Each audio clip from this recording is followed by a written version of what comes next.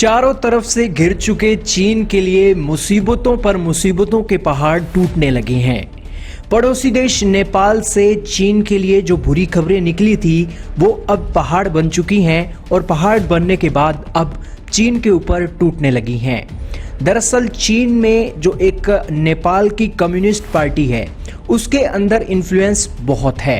चीन के बड़े बड़े लीडर नेपाल को अपनी जेब में रखते हैं नेपाल की कम्युनिस्ट पार्टी के चलते, लेकिन नेपाल की कम्युनिस्ट पार्टी में पिछले कुछ दिनों में टूट पड़ गई है।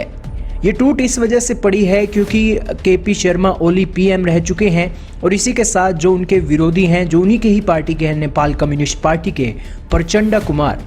वो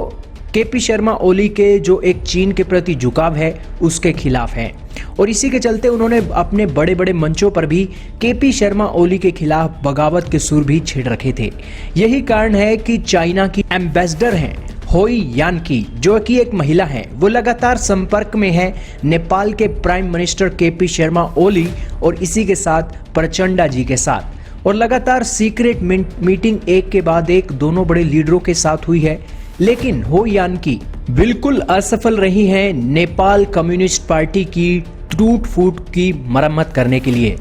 नेपाल की कम्युनिस्ट पार्टी के बीच टकराव के बाद ये स्थिति ये है कि नेपाल की कम्युनिस्ट पार्टी दो हिस्सों में बंटने वाली है और इसी के चलते जो चीन है, चीन का इन्फ्लुएंस भी नेपाल में अब खतरे में पड़ गया है। हालांकि जो भी पार्टी यहाँ पर बनेगी उस पार्टी के बाद नेपाल और चीन के रिश्तों में कहीं खटास ना आ जाए, इसके चलते चीन लगातार कोशिशें करता जा रहा है।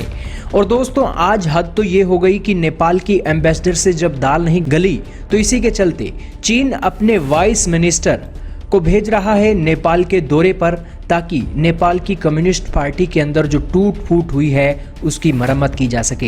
हालांकि होई यानकी जो कि महिला एम्बेसडर हैं वो अपना रोल प्ले कर रही हैं, लेकिन फिर भी उन्हें कामयाबी नहीं मिली है। तो अब चाइना से टीम आ रही है नेपाल की कम्युनिस्ट पार्टी के बीच जो एक टकराव की स्थिति है, उस टकराव की स्थिति के बाद जो एक पार्टी का